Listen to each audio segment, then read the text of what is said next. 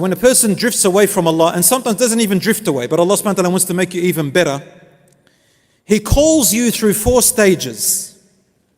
In other words, Allah gives you da'wah through 4 stages. Da'wah means an invite. Allah invites you back through 4 ways. The first way is the easiest way, that is for everybody. Every single one of us in this room and around the world gets this first stage for free. The first stage that Allah goes through is He shows you and clarifies to you the guidance by exposing you to opportunities to listen or to read or send someone to you to remind you, such as the khutbah on a Friday. Everyone can sit down and listen to the khutbah. That's why we must not talk or engage with anybody during the khutbah on a Jumu'ah. Allah is guiding you. Just listen. Everybody can do that. You go on YouTube and you listen to a topic of your choice about Islam or Deen or fear of Allah. Everybody can do that. Who is the one that facilitated this for you? Humans invented it, but who is the one that gave them the intellect and for you the ears to listen? Allah. So Allah brings to you something like that. I've heard young people tell me, you know what, subhanAllah, today I was thinking about this. I opened up my phone and on YouTube, what's the first thing that came up? This. SubhanAllah, wallahi, this is a sign. Yes, it is a sign. It is a sign. Sometimes all week you'll be talking with your friends about something or thinking about something and the khutbah comes, the Jumu'ah, you sit down and you go, oh my Allah, this Imam is speaking about the same thing I was thinking about all week. It's a sign. So Allah sends you free guidance.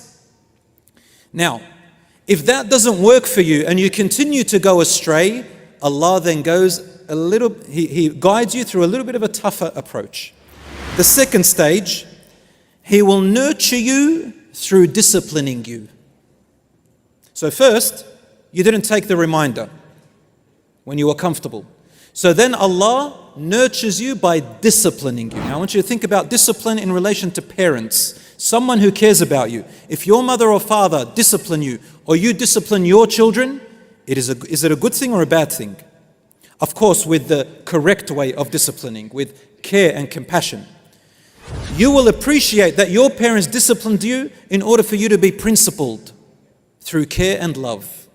Even sometimes it may be harsh for you, such as confiscating your phone or confiscating your whatever is distracting you.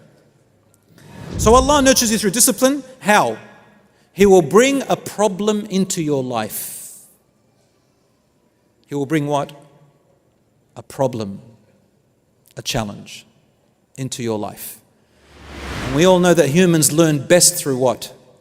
Through problems.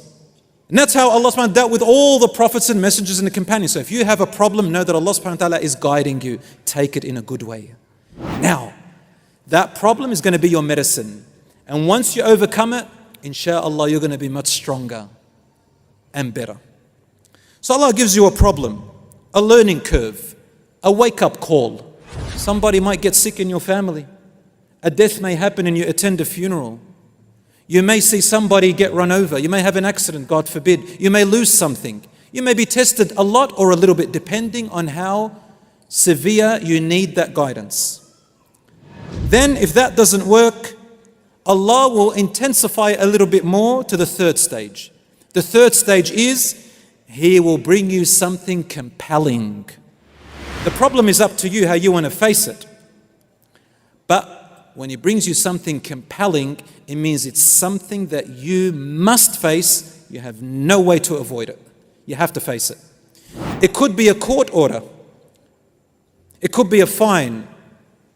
It could be someone that's facing you and you have to deal with that. You can't run away from it. It could be anything like that. It could be a sickness, God forbid. Anything like that is compelling. A suffering and a minor punishment. Allah says, وَلَنُذِيقَنَّهُم مِّنَ الْعَذَابِ الْأَدْنَى دُونَ الْعَذَابِ الْأَكْبَرِ لَعَلَّهُمْ يَرْجِعُونَ. Allah says, and we shall surely let them taste a little bit of punishment or a little bit of hardships in this world. And Allah calls it adna, which means the lower test. Before the bigger test, the bigger punishment comes. Why? Allah says, لَعَلَّهُمْ يَرْجِعُونَ, in the hope that they will return. So why are little punishments happening to you in this world? in the hope that you may what? Return. So you can stand up again. If that doesn't work, no reminders, no problems, no compelling situations, over and over and over, and they accumulate, and we decide to run away from Allah to everything else to numb our desires and our fears, drugs, alcohol, crime, God forbid, haram images, haram relationships. After all these three stages, if nothing works and the reminders come again and again, then the catastrophe happens. And I'm going to finish it with this. Do you know what the catastrophe is? What do you think it is?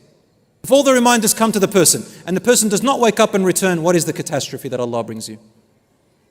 You might think death, sickness, Allah's going to send a lightning bolt, a lightning on you, someone's going to murder you, someone's going to go from your family, something terrible is going to happen, you're going to lose your business. No. None of that is going to be the catastrophe.